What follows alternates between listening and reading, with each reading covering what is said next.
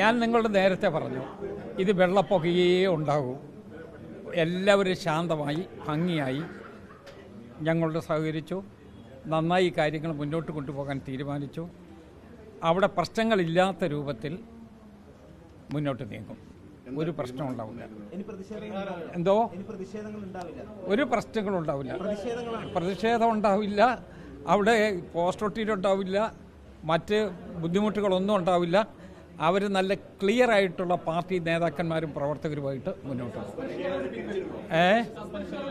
ഞങ്ങൾ അതിൻ്റെ ഇഷ്യൂസിലോട്ട് പോകുന്നില്ല. അത് പരസ്യമായിട്ട് പറയണമെങ്കിൽ എനിക്ക് മറ്റ് പല കൺസൾട്ടേഷൻസും കൂടെ വേണം.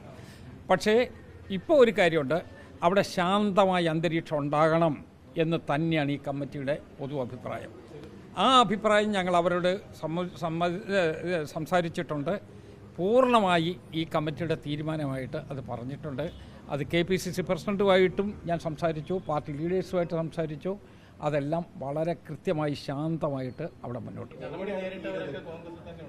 എങ്ങനെയാ അതല്ല ഡീറ്റെയിൽസിലോട്ട് പോകുന്നില്ല എന്ന് പറഞ്ഞല്ലോ. ഞങ്ങളുടെ ചർച്ചയുടെ ഒരു പൊതുവികാരമല്ല ചോദിച്ചത്. പൊതുവികാരം കോൺഗ്രസിനോടൊപ്പം എല്ലാ ആളുകളും ഒരു വിഷമവും ഇല്ലാത്ത രൂപത്തിൽ സഹകരിച്ച് മുന്നോട്ട് പോവുക എന്നുള്ളത് തന്നെയാണ് ഞങ്ങളുടെ മിഷനും. അത് തന്നെയായിരുന്നു. നിങ്ങൾ ഇതിനകത്തെ നിങ്ങൾ ചോദിക്കുന്ന ഓരോ ഇൻഡിവിജ്വൽ ഇഷ്യൂസാണ്.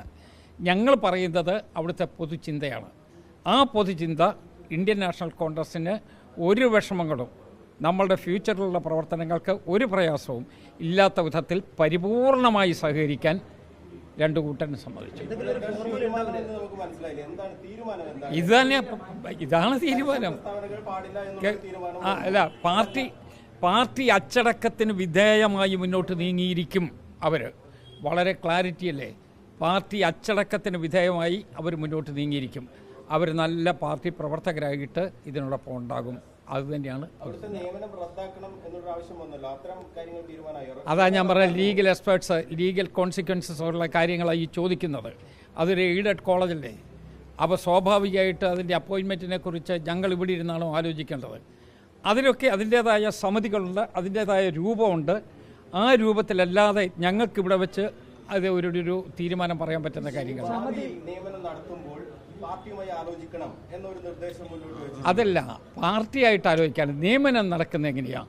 നിയമനം കേരളത്തിൽ നിലവിലുള്ള കോഓപ്പറേറ്റീവ് ആക്ടിൻ്റെ വിധേയമായിട്ടല്ലേ ചെയ്യാൻ പറ്റൂ. ആ ആക്ടിന് വിധേയമായി മുന്നോട്ട് പോകും. അതുതന്നെ. ഞങ്ങൾ ആക്ടിനെ ലംഘിക്കുന്ന ആളുകളല്ല. നിയമവിരുദ്ധമായ ഒരു പ്രവർത്തനത്തിൽ ഞങ്ങളില്ല. ഞങ്ങളെല്ലാം പോസിറ്റീവായി പോകണമെന്ന് ആഗ്രഹിക്കുന്നവരാണ്. അപ്പോൾ അതുകൊണ്ട് നിയമപരമായ കാര്യങ്ങൾ മുന്നോട്ട് പോവുക. അതേസമയം പാർട്ടിക്കകത്ത് നല്ല അണ്ടർസ്റ്റാൻഡിംഗ് ഉണ്ടായിരിക്കുക. ഈ രണ്ട് പ്രധാനപ്പെട്ട കാര്യങ്ങൾ നടന്നിരിക്കും.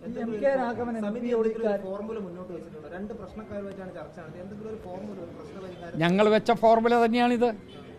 ഞങ്ങൾ പറയുന്ന പാർട്ടിയുടെ ഉത്തരവാദിത്തപ്പെട്ട ഭാരവാഹികളും നേതാക്കന്മാരെന്നുള്ള നിലയിൽ നമ്മൾ എടുക്കാവുന്ന ഒരു പൊസിഷനുണ്ട്.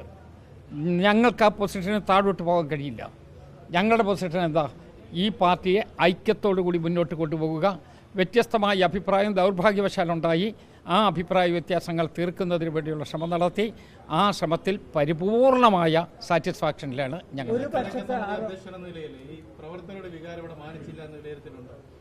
ഇല്ല, ഇപ്പം ഈ പറഞ്ഞതിലേ ഉള്ളൂ.